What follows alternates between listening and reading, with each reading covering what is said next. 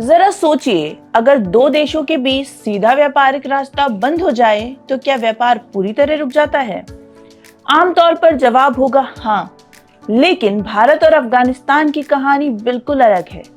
सरकारी आंकड़े बताते हैं कि भारत का अफगानिस्तान को निर्यात लगातार घट रहा है, लेकिन दूसरी तरफ व्यापार जगत के कई लोगों का कहना है कि भारतीय सामान पहले की तरह अफगानिस्तान पहुंच रहा है, बस रास्ता बदल गया है। जरा सोचिए, अगर दो देशों के बीच सीधा व्यापारिक रास्ता बंद हो जाए तो क्या व्यापार पूरी तरह रुक जाता है? आमतौर पर जवाब होगा हाँ, लेकिन भारत और अफगानिस्तान की कहानी बिल्कुल अलग है। सरकारी आंकड़े बताते हैं कि भारत का अफगानिस्तान को निर्यात लगातार घट रहा है, लेकिन दूसरी तरफ व्यापार जगत के कई लोगों का कहना है कि भारतीय सामान पहले की तरह अफगानिस्तान पहुंच रहा है, बस रास्ता बदल गया है। अब सवाल उठता है, अगर वाघा अटारी सीमा बंद है तो भारतीय चावल, मसाले और दूसरे उत्पाद अफगानिस्तान तक आखिर कैसे पहुंच रहे हैं? क्या दुबई इस पूरे व्यापार का नया केंद्र बन चुका है?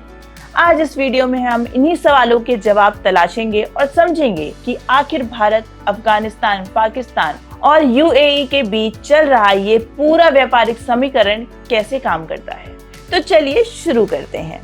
सबसे पहले समझते हैं कि वाघा अटारी बॉर्डर इतना महत्वपूर्ण क्यों है। भारत और पाकिस्तान के बीच स्थित ये सीमा केवल दोनों देशों के व्यापार के लिए ही नहीं, बल्कि अफगानिस्तान तक भारतीय सामान पहुंचाने का भी सबसे छोटा और सस्ता रास्ता थी। भारत से ट्रक पंजाब के अटारी बॉर्डर तक जाते थे, वहां से पाकिस्तान के रास्ते अफगानिस्तान पहुंचते थे। यानी ये केवल भारत पाकिस्तान व्यापार नहीं था, बल्कि पूरे क्षेत्र की सप्लाई चेन का अहम हिस्सा था। लेकिन साल 2019 में स्थिति बदल गई। भारत सरकार ने जम्मू कश्मीर से विशेष प्रावधान हटाए।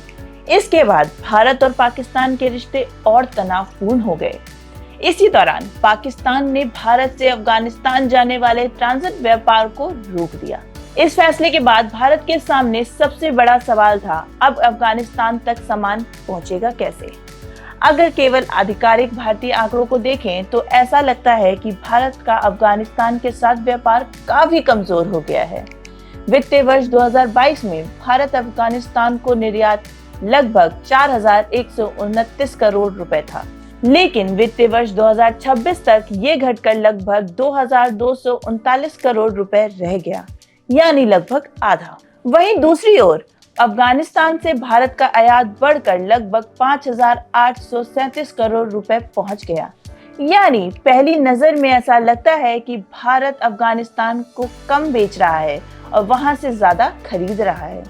लेकिन क्या वास्तव में ऐसा ही है?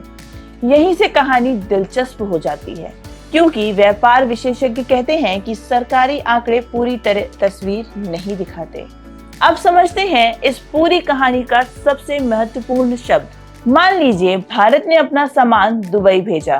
दुबई ने उस सामान को अपने यहाँ इस्तेमाल नहीं किया, बल्कि उसी सामान को आगे अफगानिस्तान भेज दिया। इसे कहते हैं री एक्सपोर्ट। दुनिया के कई बड़े व्यापारिक केंद्र इस मॉडल पर काम करते हैं।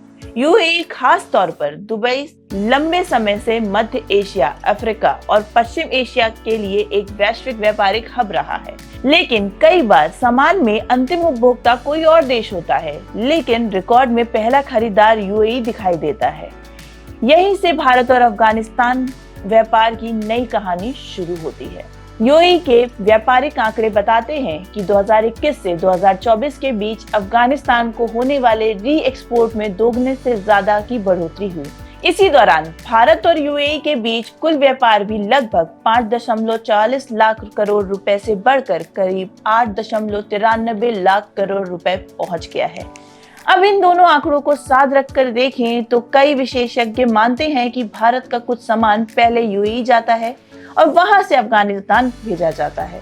हालांकि ये स्पष्ट करना जरूरी है कि इसकी आधिकारिक पुष्टि उपलब्ध नहीं है, लेकिन व्यापारिक रुझान इस संभावना की ओर जरूर इशारा करते हैं, यानी जो निर्यात पहले भारत से सीधे अफगानिस्तान जाता था, उसका कुछ हिस्सा अब दुबई के रास्ते जा सकता है। अगर इस पूरे मामले में किसी एक उत्पाद ने सबसे ज्यादा ध्यान खींचा है तो वो है भारतीय चावल।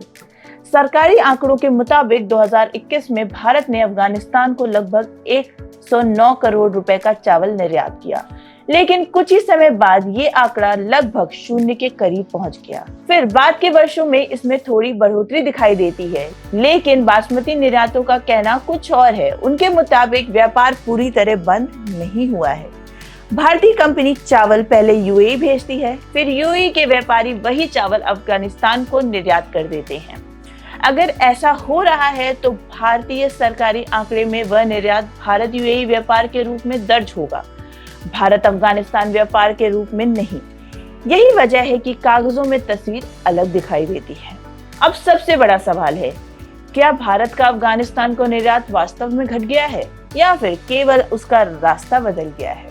इसका सीधा जवाब अभी किसी के पास नहीं है। सरकारी आंकड़े प्रत्यक्ष व्यापार में गिरावट दिखाते हैं। दूसरी तरफ यूएई के बढ़ते री एक्सपोर्ट और व्यापारिक रुझानों के आधार पर कई विशेषज्ञ मानते हैं कि भारतीय सामान अप्रत्यक्ष रूप से अफगानिस्तान पहुंच रहा है। हालांकि इस दावे की आधिकारिक पुष्टि नहीं हुई है, लेकिन एक बात साफ है, भू राजनीति केवल सीमाओं को नहीं बदलती, यह व्यापार के रास्ते भी बदल देती है। आज दुबई केवल एक शहर नहीं बल्कि वैश्विक व्यापार का एक सबसे बड़ा केंद्र बन चुका है और भारत अफगानिस्तान व्यापार इसकी एक दिलचस्प मिसाल हो सकता है।